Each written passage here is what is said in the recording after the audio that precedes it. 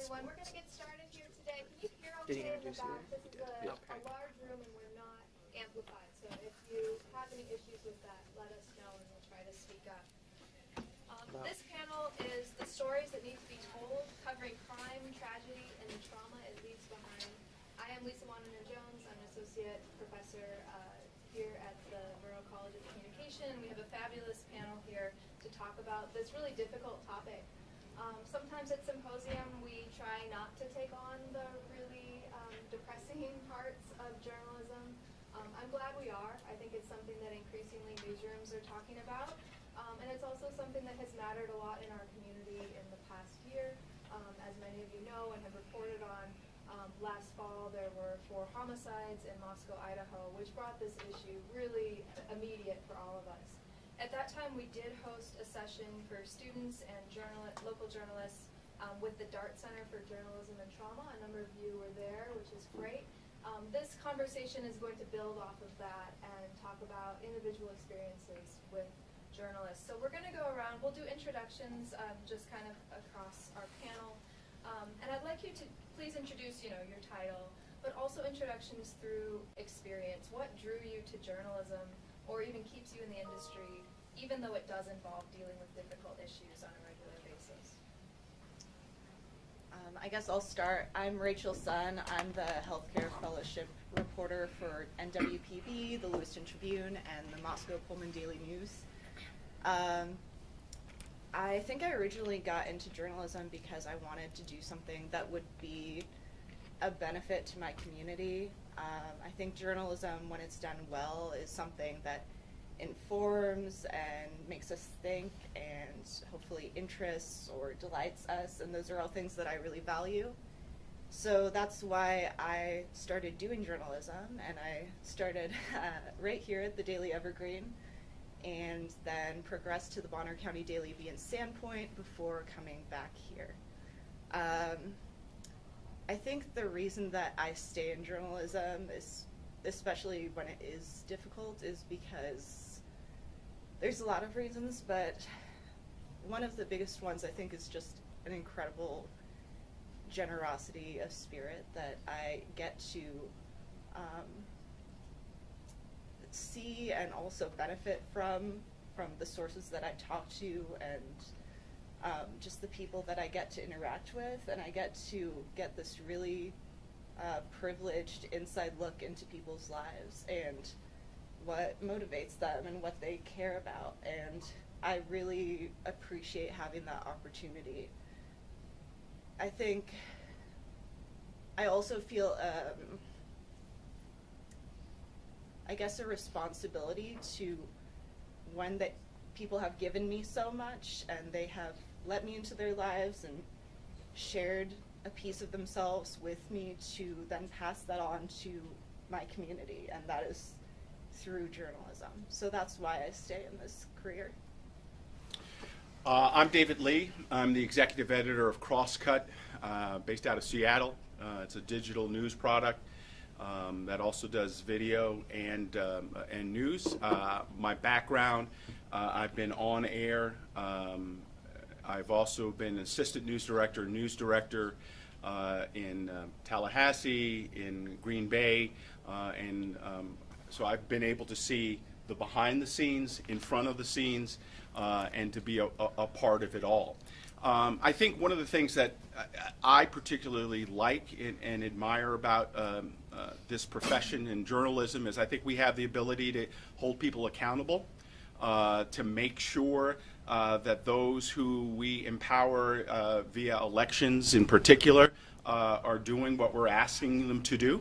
And then it's also an opportunity for us to give folks an opportunity to hear and make their own minds, right? So we can do a great story, we can share it, we can give it to the community, but then the community has to do with it what they will.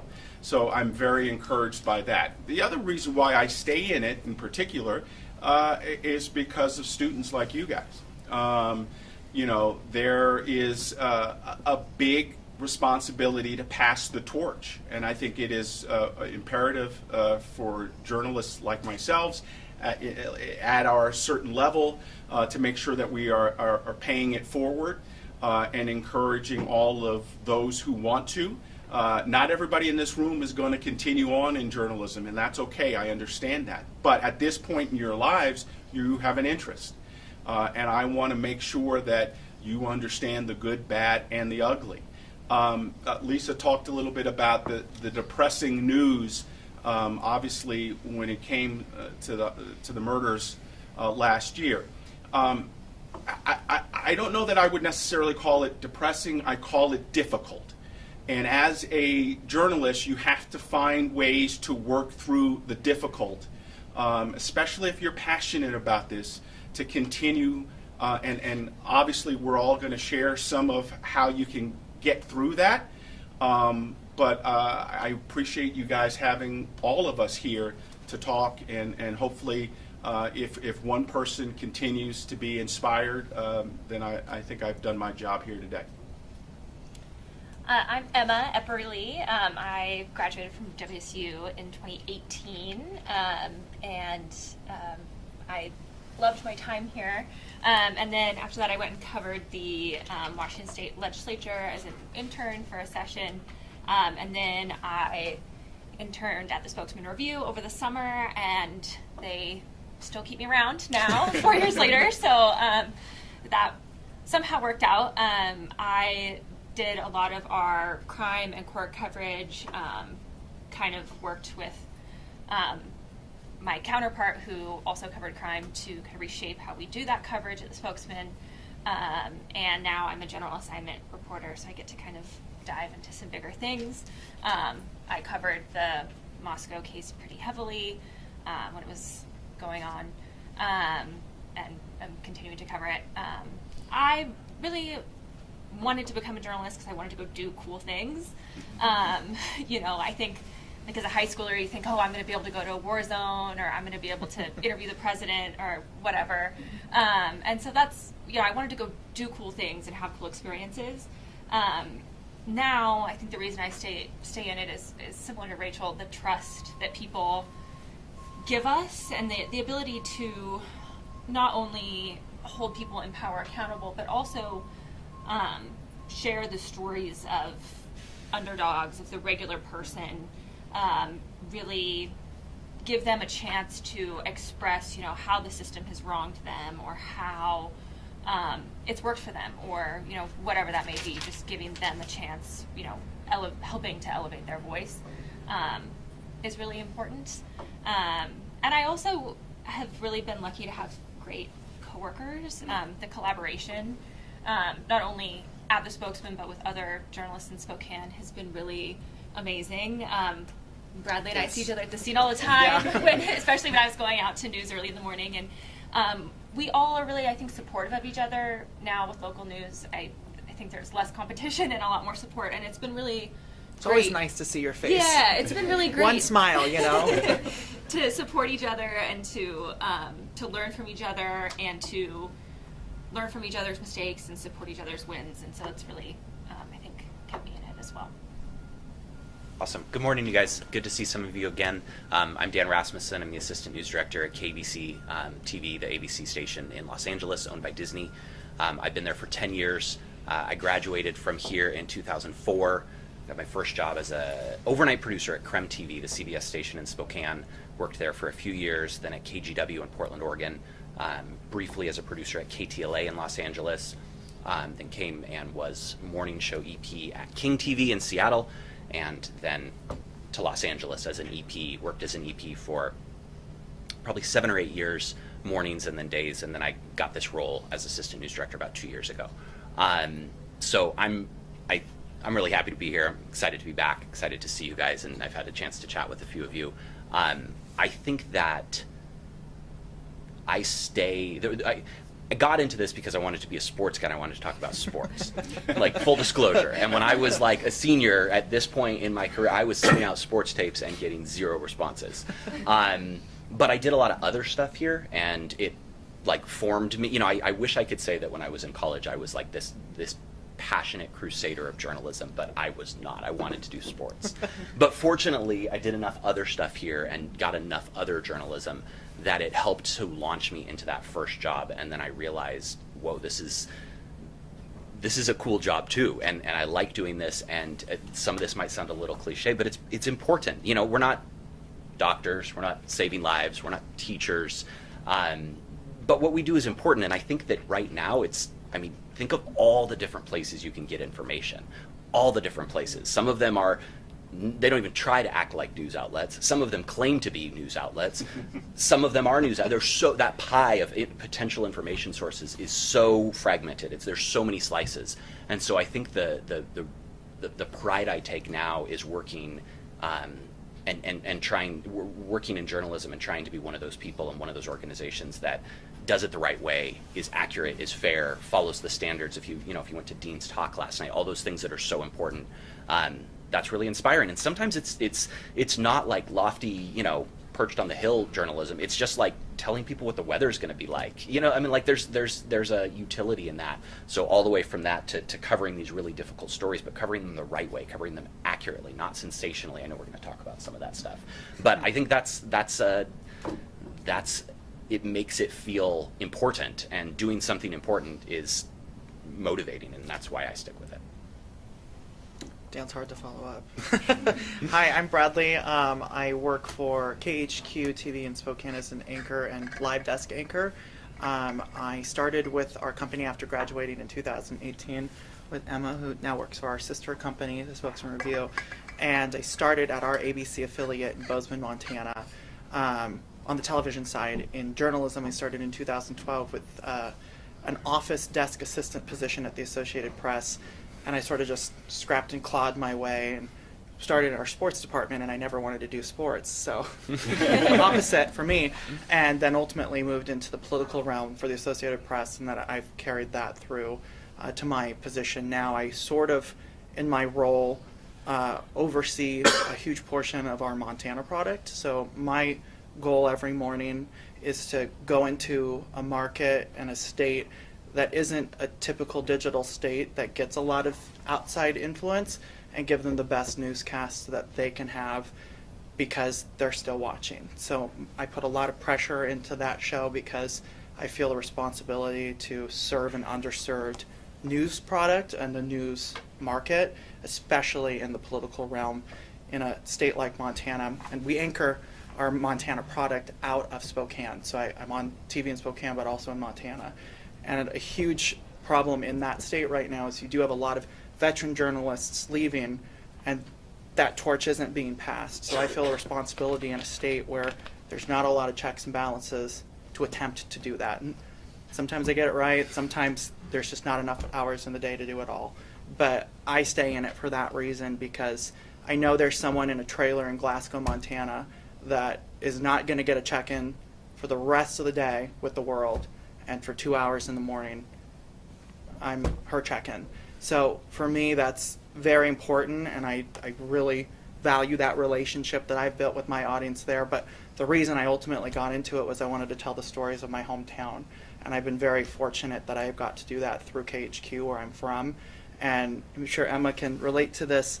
When you tell a really good story about a local who really has done something amazing or has had a business for 60 years, the community responds to that, and that is why I keep going. Also, to kind of piggyback off of everyone, I enjoy working with all of you as well. So I love my job, and I love the ability that I get to hopefully pass on a look at the world to someone who might not get to see the world.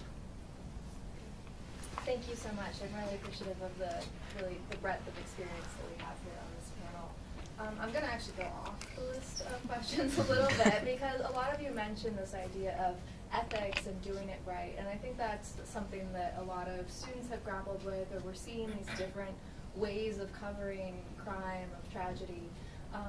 How do you think of doing it right? How, especially when the stakes are so high for a story that it is perhaps the worst moment of somebody's life, or involves something that is hurting an entire community. Where do you what are your sort of own ethical, I think, Dean McKay mentioned your ethical core. How do you think of that in this work? And we can go to anyone who wants. I think for me, it starts with a sense of sensitivity internally that you have to have.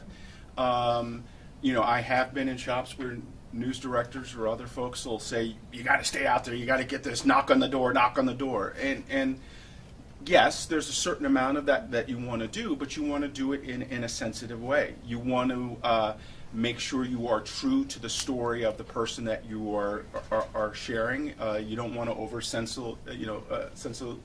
be sensationalized with everything. And I think that you just want to make sure that you're doing the story justice. The easiest way to do it, I've always found, and what I tell reporters, is ask somebody you trust or that you're with, whether it's your producer or news director or somebody. If you're writing something and you're unsure of something, ask somebody you trust to, hey, just take a quick look at this. Am I doing this wrong? Or, is it more than what it is? Think about your best friend. You come home at the end of the day, you want to tell that story. How are you going to say it to Emma? That's how you're going to say it to the world. But you want to make sure that you're not just throwing things out there just to get more views. You want to be very sensitive about what's going on. So piggybacking off of that, I think one thing when I started out covering crime for the most part, and one thing that has always been kind of my promise to readers or to people in my crime stories is that we will cover your case until the resolution, and we put in place a bunch of systems in the newsroom to track that. We're a daily newspaper. It's very rare that we have time to write, a big investigative crime story these days, and so we are still covering crime daily, and if we're going to do that, it's really important, in my opinion, to promise the victim in a case, the suspect, that we are going to cover this all the way to the case resolution. So we track all of that, and so if you're arrested for something and you're acquitted later, that's going to be in the paper, and that's become a big priority for us. So I think that's part of it. I also think making sure that you try to get as many angles on a story as you can, and sometimes that's daily building on your coverage, but if you can't find the victim's family the first day, try again in a week, try again in a month, so we try to do that as well. And then we've also done a lot of more reflective stories. So for the past 3 years, we've done a big story early in the year about every single person who was murdered in Spokane, and we're still a small enough city where we can do that, and we try to have a photo of everybody and to just write a paragraph about them and then profile a few people. And for me, that's been really impactful, because I think that's the focus, is these people lost their lives, and the circumstances in each case vary, but we're remembering them and honoring them as a community, and I think that's a core function of what a daily newspaper should do. So I think both of those you guys both have great points, and I feel like 6 points jumped into my head, so I'll try to them. I think the first thing is just to remember, if you're out covering a terrible event, it's the worst day of their life, and for you it's Tuesday, because you're probably going to do it again in the future. So just you need a bit of a shell to do it, but remember that and approach it with that empathy, and it just shapes shapes your approach. I think you'll also discover as you go along that there are things that are legally fine for you to do, but aren't the right thing to do, and that gets really squishy, right? That gets very those are judgment calls, and those are judgment calls that shouldn't be made necessarily by one person. It's best when they're a conversation, with your coworkers, your managers in the newsroom, and it's there are some things it's legally you cannot do that. You cannot just walk into somebody's property and stay there if they ask you to leave. You know, there are things like that. But then it's also like, okay, we're in Los Angeles. We have helicopters to help us cover the news. We sometimes, you know, we'll gather footage that it's gathered perfectly legally, but do we need to show that? Is it really furthering the story? The story's bad enough already. How do we want to handle this? You know, a lot of times, we'll just blur it. And it's like, well, if you're going to blur it, why are you showing it at all? Like, and not every circumstance is different. The other thing that I think is important, and I think newspapers probably do this much better than TV stations, because TV stations it's just go, go, go. But context is really important. Disney has 8 stations, and there is a data journalism team, and they've put together it's a neighborhood safety tracker. So for each of the 8 cities, you can look at crime statistics that are released by the different law enforcement agencies, so you can really get an idea beyond the flashing lights and the headline, like how often does this happen here? I think, again, the age we live in, it's important for us to provide accurate contextual information. It's really easy to just blare a scary headline, but it's a better service to be able to show the rate of you know, theft in this area, in this zip code, of murder, of whatever else. So I'm really proud that we've done that, but I think that context goes a long way. And you'll find when you're starting out, it's really hard to provide that. It's like go, go, go, go, go. And so looking for opportunities to do it. I mean, this isn't something that we had 6 months ago, so I'm really excited that we do. But I think that's a really important part of doing it the right way as well. Yeah, I think to jump off what you were saying, Dan, I think it's really important to define what your goals are early when you're covering these tragedies and crimes and stuff like that, because if you're not thinking about, you know, what impact your actions have, then it's easy to get into just kind of a daily grind of like, well, I'm gonna go talk to, you know, chief of police, I'm gonna do X, Y, Z, and I'm gonna write a report, and that's not always the thing that serves your audience best. And so, you know, for me, my goals as a journalist are to add something of value to the audience that I have and to the community that I'm covering. And so I need to be able to justify why I'm making a journalistic decision. I'm not just going out and, you know, checking off the same list every day. And so, you know, depending on the story, what those things are will be different. But I think you have to think critically, especially when you're covering crime, especially when you're covering tragedies, and justify each decision. And also, like you said, approach people with empathy and like realize that this might not be a big thing for you, but it's really important to the people that you're talking to and the community you're covering. And, you know, something you spend a day on could have a very big, impactful, lasting effect on the people that you're talking to. I want to piggyback on all of this because so many great ideas have come to me, and I think for me, I'm very fortunate that I work not only for a company but a news director and an assistant news director that I ethically align with. So for me, I'm very fortunate in that we share similar opinions. And for me, I don't ever want to kick someone when they're already down. And we've all talked about this already.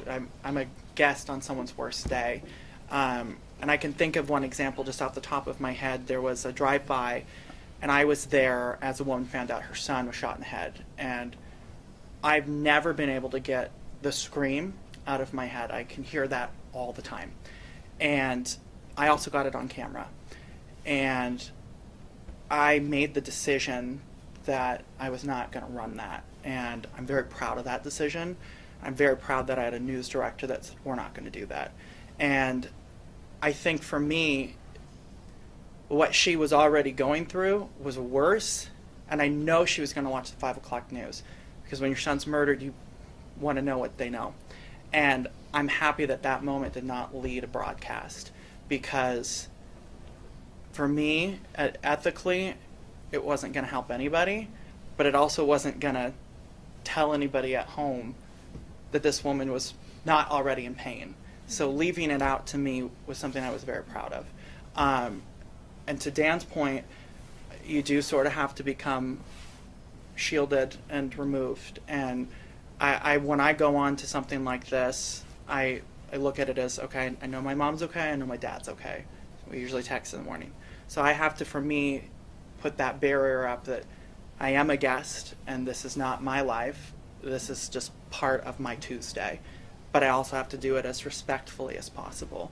And that sometimes means becoming a counselor.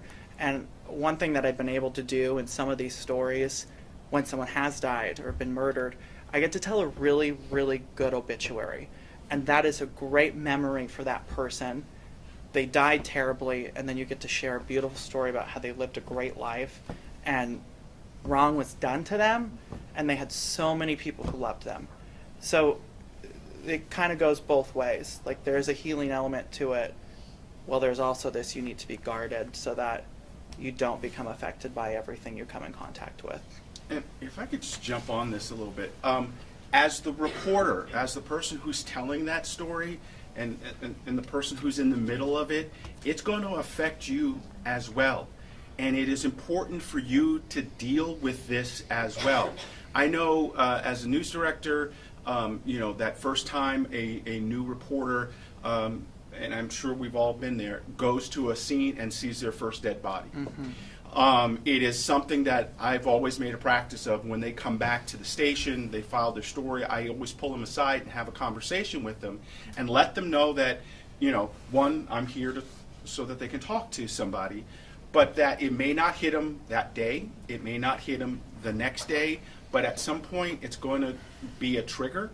I'm sure we all have our trigger stories. For me, when I was a young father, it was anything that had to do with a child in that 6 to 10 range, a kidnapping, anything like that. That, as the news director, I had to stay strong and make sure I kept managing the team. But there was always a time in the day or something where I had to step aside and just have a moment to myself to deal with it. And you, as a reporter, are going to have to do that.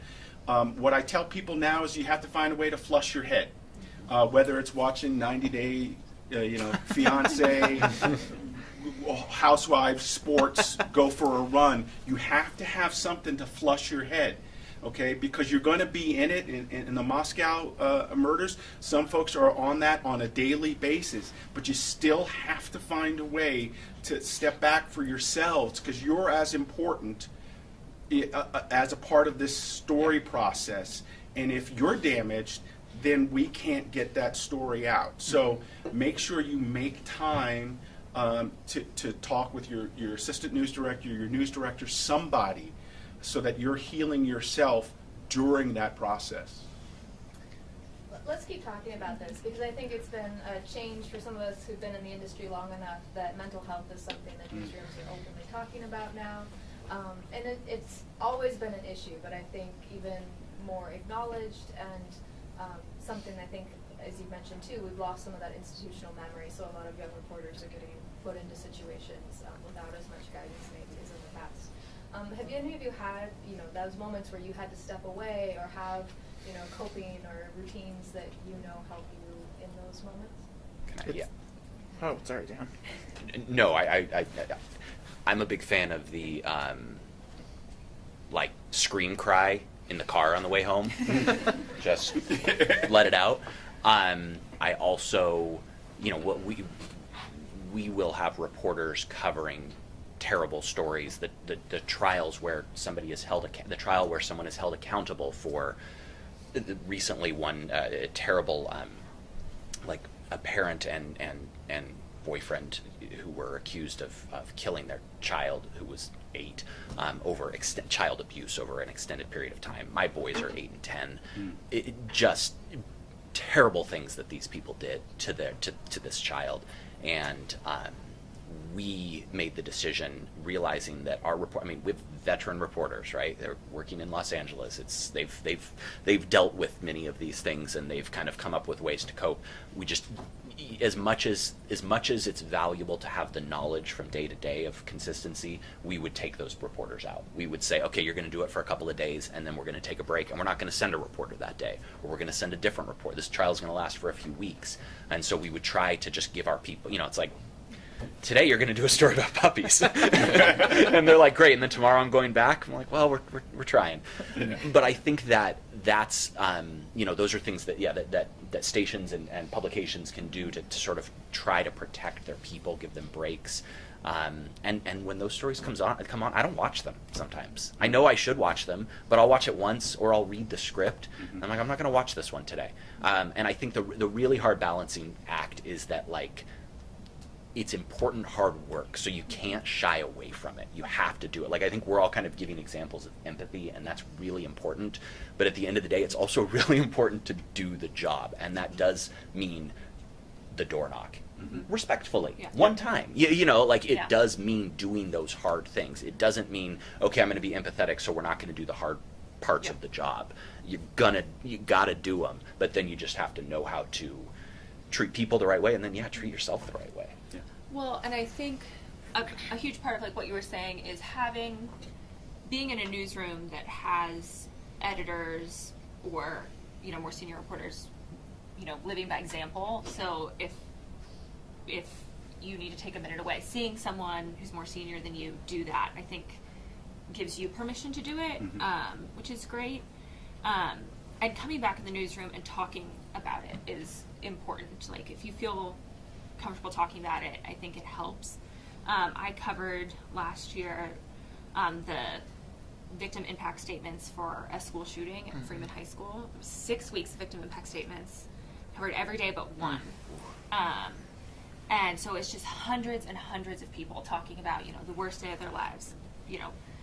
Girls who are sophomores in college who got shot, reflecting on it 4 years later.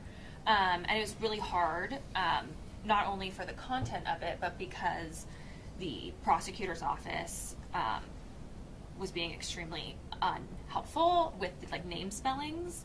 And they were basically telling me, like, you can't approach these people, and then I'd get, angry phone calls, so you misspelled my name. Well, you're not filing in the court record, but you said it in court, and I'm trying to, guess how to spell it, but you told me I can't approach them, and you won't tell me, and it was just really frustrating on multiple levels, because you want to do a good job.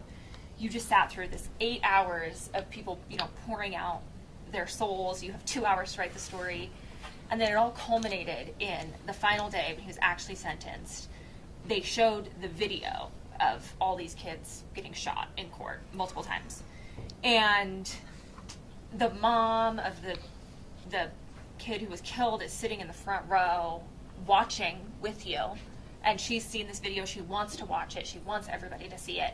And it was just, it's just a whole ordeal. And then, I go back to the newsroom, and everybody is saying, oh, well, I remember when I was there that day and I cried the entire way home. Or, are you okay? Do you want to take the rest of the week off? Or, and so having people say that and proactively ask is really important, and it's something that I have tried to do, when we have interns come in the summers or whatever, try to model that kind of good behavior of, I've had a really long week, so I'm going to take tomorrow off. Or, oh, this was a rough one, I'm going to leave a few hours early. Or, I cried in the archives today. Just saying that you are experiencing those emotions, I think, is kind of important. So. To your point, it's the Real Housewives. I tell all of our reporters, our new ones, find a TV show that you can get involved with that's not the news. Mm-hmm. When I go home, like, I just can't watch CNN, I can't watch MSNBC, like, I have to tap out. Like, I get my updates, but, like, if you're in that perpetual cycle of it, which is very easy for us to do because it's our job, I don't know, for me, I have to take a step back. And to your point with the mental health days, that's a new thing, I think, at least that I'm getting familiar with. And I did recently take one, and it had to do with the Moscow coverage, and I was given an opportunity. I traveled to Pennsylvania, and I covered the arraignment of Bryan Kohberger, and I was in court with him. And I sat right behind his mother, and that, it's also a very emotional situation, because for me at that point in this, I didn't even think about his family or what they were going through. Why would I even think about that, given what's happened here? And so for me, I had to learn that lesson. But then when I got back here, and it does hit you in different periods, I had not known these 4 people at all. And I very quickly got to know these 4 people and how they died. And I needed a moment, and my news director said, "What do you need to do?" And I, for some reason, felt like I needed to go to the house. And I did. And for me, that was very healing. And it came back to me. It's been 6 weeks since that arraignment? And I went last week, or 2 weeks ago. And for me, it felt like a chapter had closed, especially knowing that they were going to tear it down. But, I tried to be detached from the story, but, for me and for many of us in this room, we've walked these streets, we've been to Moscow, we know this whole area. So for me, it felt a little more personal, especially being in the courtroom with him sitting behind his mother. So that was a learning lesson for me, in that I had to take care of myself, and that was a new one. So and then I came home and watched 3 days of The Real Housewives of Beverly Hills. So Lisa Vanderpump's not on the show anymore. It's lacking a little drama, but truly, you've got to have an outside resource or input. Yeah, I think my perspective on this is a little bit different because I'm a healthcare reporter, and so most of the, I haven't covered a lot of crime the way some of the other people at this table have, except for some freelance and, work as a student journalist. But a lot of the trauma that I encounter is people telling me about the things that they experienced during the COVID-19 pandemic, and seeing people they love die, or not being able to see them in those final moments. And so I think I haven't had a time where I had to take a really long time away, although I definitely had to take a moment sometime and breathe and be like, that was just a lot to process. But I think the thing that I struggle with is knowing that I can be there in that moment with them. I can be a listening ear, but I'll never know what it's like for them. And it would almost be disrespectful to try and pretend like I could know. And so I think the thing that I think about the most and I struggle with the most is trying to just be present with those people and then tell their story in a way that is reflective of what they're trying to convey and their grief, and that does that story justice.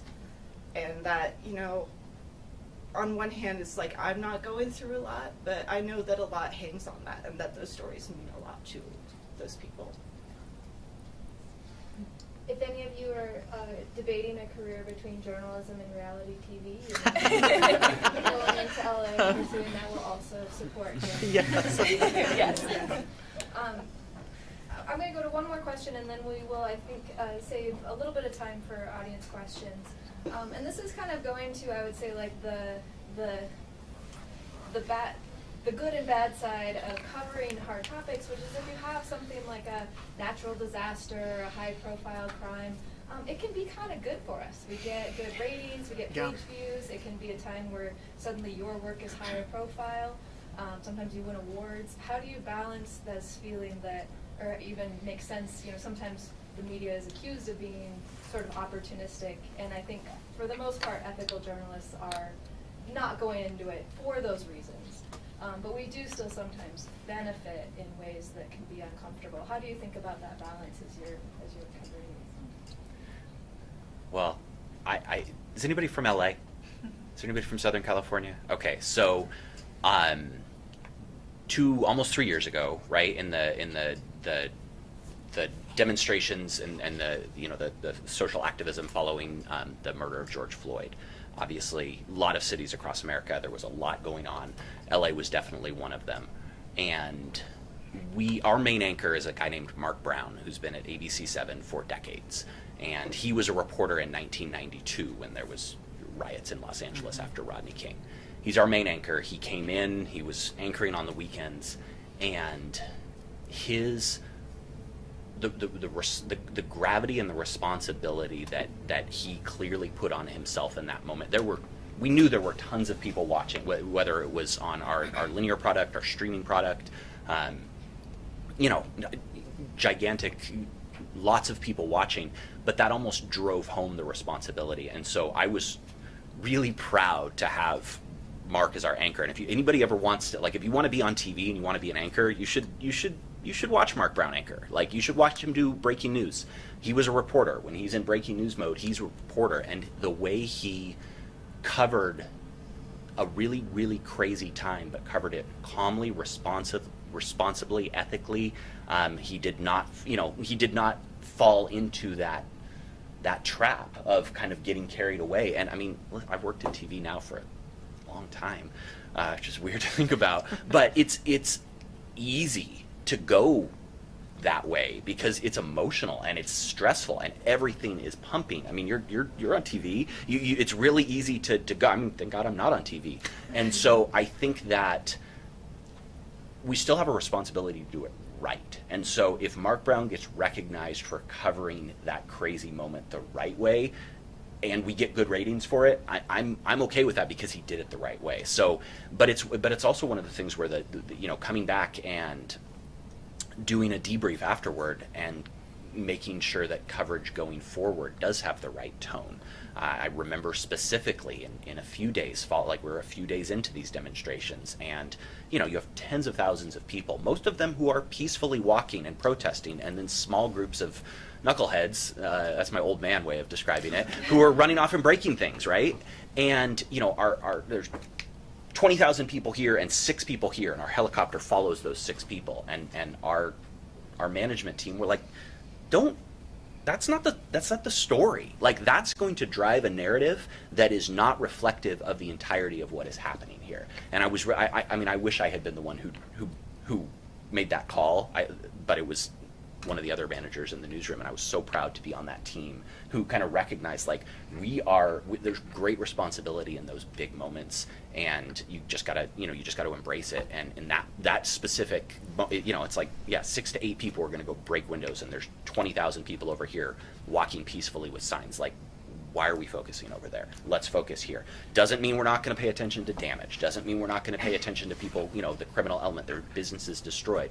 But just that was, I felt, an example of, I think we did a lot of it the right way, and I was very, very proud of that. So if we get recognized for it, like, I'm okay. I thought we did a good job.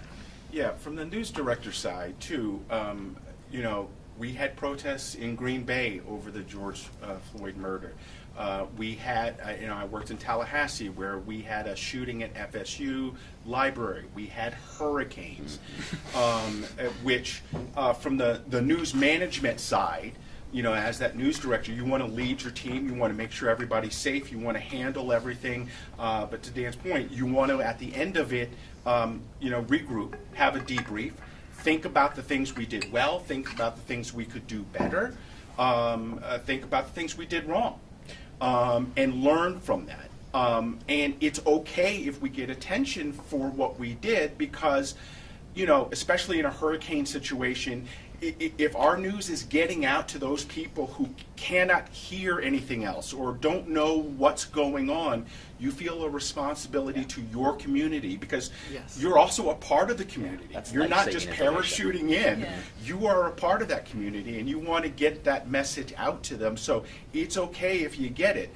But I think the key thing is having that debrief afterwards and really talking about the good, bad, and ugly of it. Well, and I'll say to both of these points, the most reception I ever get, like on Facebook or Twitter, is when there is a natural disaster, and we've become very used to fire season here. It's really changed in the last couple of years. It's really starts in May and goes all summer.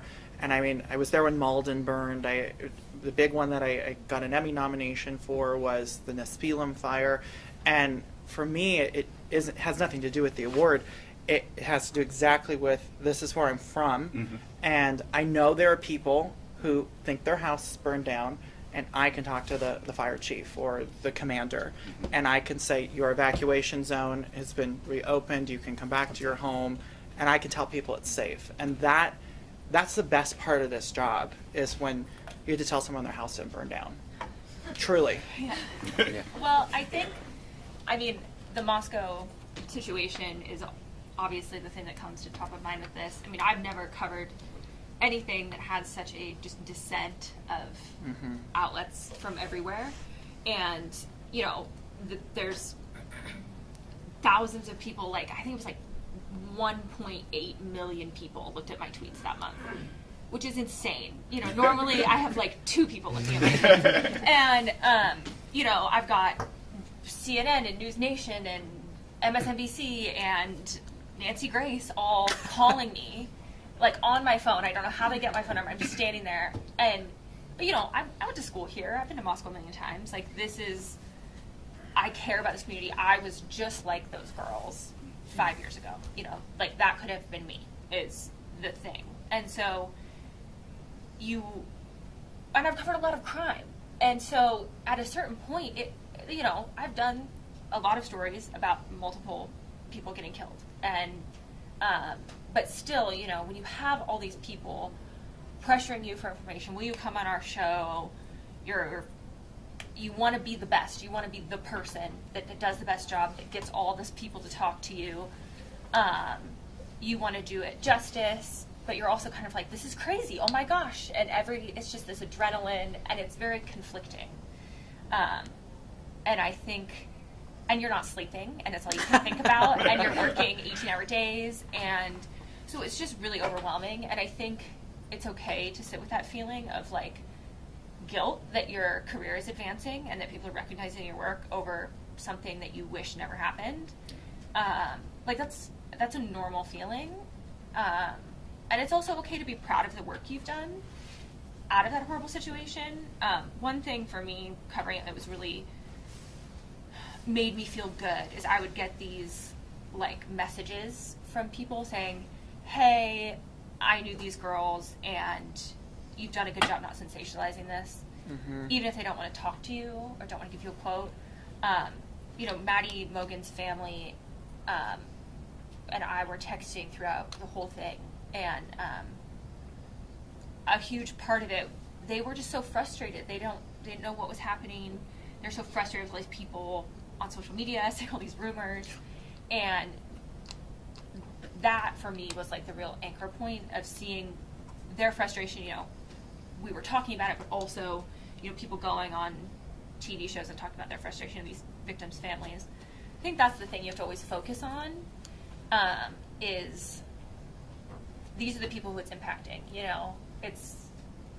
And doing a good job means honoring them and means making them feel safe with you and in your coverage. And so if you can keep that as, like, your North Star, I think you'll still have those feelings of, like, conflict and guilt and, oh my gosh, I can't believe this is happening. But if you have something to focus on, I think that's helpful. And please do not take a smiling selfie Yeah. from that Yes. location and post it up and talk about your coverage. 100%. I mean, it is a thing that No. we've all seen and cringe. Yeah. Yep. 100%. Yeah, that's not the time to take that selfie. And there are industry blogs that will Yeah, call there you out, it put is. you Yeah. on blast. There's a real fiery one. Yeah. Yeah. I think we're thinking of the same Yeah. one. Probably. Just, I do want to just piggyback, and I'm so sorry, but I just want to say one thing on that. The best compliment you'll ever receive, if it's in crime or in a political article, is there's no BS in your story. That's the best. I don't need to hear that I have good hair. I want to hear that my article was factual. But it could say both. Well, they could say both, yes. Thank you, Lisa. Yeah, I don't think that there's a whole lot that hasn't already been said, but I think just to, you know, reiterate again, think about who are you doing this job for? And I don't mean your employer. I mean, who is the person you're trying to serve with this story? Is it, you know, some stranger from across the country who just has morbid curiosity about, you know, whatever has happened? Is it the people in that town? Is it the family? Those are questions that you should be asking yourself. And, you know, like I said, I haven't covered a lot of crime, but I did get my first New York Times byline covering the Moscow murders, which was bizarre and kind of like, yes, I'm glad I got that opportunity, but like I didn't want this to happen, and I obviously would have gladly given that up if, you know, it could have turned out a different way. And I think just, you know, keeping in mind like how that coverage affects the families and the friends and the community that these girls lived in and that I live in was really important to me. And I don't think that my contributions there honestly made a big difference one way or the other. I don't think I did harm. I don't think that it was like a really pivotal piece for the people that were affected. But, you know, I had a friend who was friends with one of the girls, and she was like, you covered this respectfully and in an ethical way, and that meant a lot to me. Thank you. We have time for probably 1 to 3 questions that we might not have everybody answer, but we can have a few targeted questions. Does anyone have one? Oh, so many. Wasn't expecting that. We could have done like a whole symposium on this, which we should never do. It would be a lot. But yeah, let's go first. Hi, I'm Chloe. My question was, what do you find are common mistakes in crime or tragedy reporting that maybe don't have to do with ethics that we should learn to prevent and avoid in the future?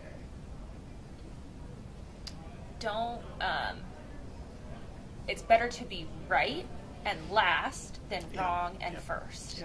Yeah. So if you're not sure you understand something, ask.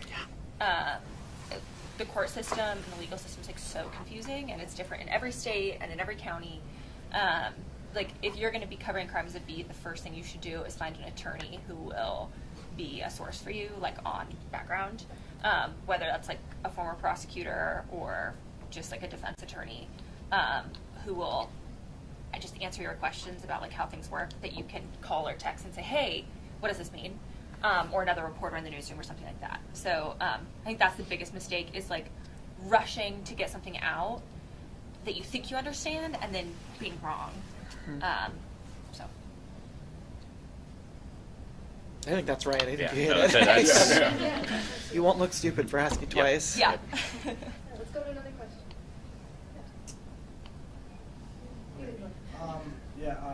For the whole board, but also especially for Emma and Bradley, Spokane people.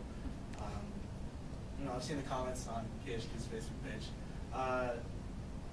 There's a lot of, especially in areas that you know are really that don't really like the press. You sort of have to like tune out that negative feedback. But as a journalist, you're sort of you know, a public servant. So how do you find that balance between tuning out the negative feedback, but also listening to your public and listening to your audience? I mean, I don't read the Facebook comments. Like, they don't write my paycheck. They don't. But what I will say is having the pulse of the community is definitely something that's important. Do I think everybody's going to agree with every story that I do? I know they're not. I could write a story that has absolutely, you know, as basic as it gets, and somebody's going to find an opinion. So I just have to know that what I'm putting out there is the very best of what I can put out there, and that it's as sourced as possible, and if somebody says something, it needs to be attributed back to them. And that's the only kind of workaround to it. If I worried about what everybody thought about me, I'd get no sleep. So I just have to let it go. I think, and this is sort of a sidebar, but I think this is, I don't know what you all want to do. I don't know if everybody wants to be a reporter, whether it's print, TV, or whatever, or if you've thought about all these other, you know, additional media jobs that are out there in the news industry. But they all have different potential exposures to trauma and challenge. Like your point about comments really brought that. You know, the social media editor at a publication, they have to, that's like a fire hose of bullshit that comes at them, right? And that sucks. You know, assignment editors dealing with, you know, people who are not out in the field. I remember the first, you know, I've never seen a dead person in the field, but I remember a lot of them that I've seen on Stringer video, you know, and so people just all these different jobs are going to experience that in different ways, and I think that's really that's important to remember that, like, yeah, being the social media manager who reads those comments as well, that is a pain in the ass, because they have to, I mean, they don't have to, but they end up reading them as well. So I know that wasn't the total question, but I want to throw that out there. You know, there's a lot of different ways that the heat comes at you. I think you're more sensitive when you start out, and like that's normal. So don't feel bad for being Yeah, you get a like, thicker skin. upset about criticism at first. My first thought whenever I read something that's critical is this person criticizing me in good faith? Like, do they actually want to know the answer to this question, or do they just want to slam dunk on me because they, you know, think Joe Biden's babies, right? Like, I don't know, you know? So I think that's like the first thing. If it is a good faith criticism, I usually engage, because I think engaging with your readers is important. But I think that's like should be the first thing you think about, is like, is this in good faith? Is this someone who's just genuinely curious, or who's trying to, you know, be supportive of our coverage, or are they just trying to direct their anger at you? And if they're directing anger at you, hit delete. I think to just add to that, I think it's also valuable to think about where that criticism is coming from, by which I mean, like, what is this person's connection to the story? Like, do they have some sort of expertise that, you know, that's a valid reason to listen to them, even if they aren't like saying it in a nice way. Sometimes people give you valid criticism in kind of like rude emails, and it's like, oh, okay, fair enough, but that hurt my feelings. But you know, if someone, like for instance, I got several emails a while back because I covered this ophthalmologist who was writing columns in our local newspaper, signing off doc, his name, that were like anti-vax and COVID-19 denying and all the stuff that, you know, that's obviously not his field of expertise, but because he put doc in his name, it maybe lended him more credence than he ought to have. And so I reported on it, and someone wrote me several emails being upset, saying I was like, you know, attacking him as a fake news media. It was just like a very factual report about what he had done and what the complaints against him were. And so like that person's attachment to that story is they also don't think that vaccines work, or they also don't think COVID is real.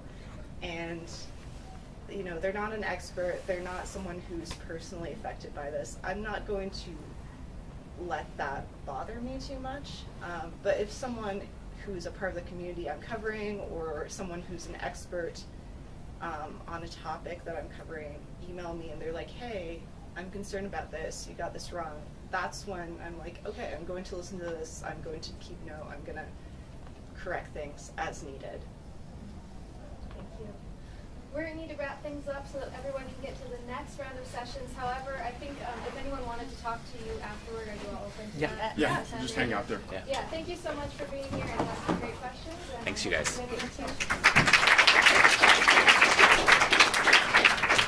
Thanks, guys.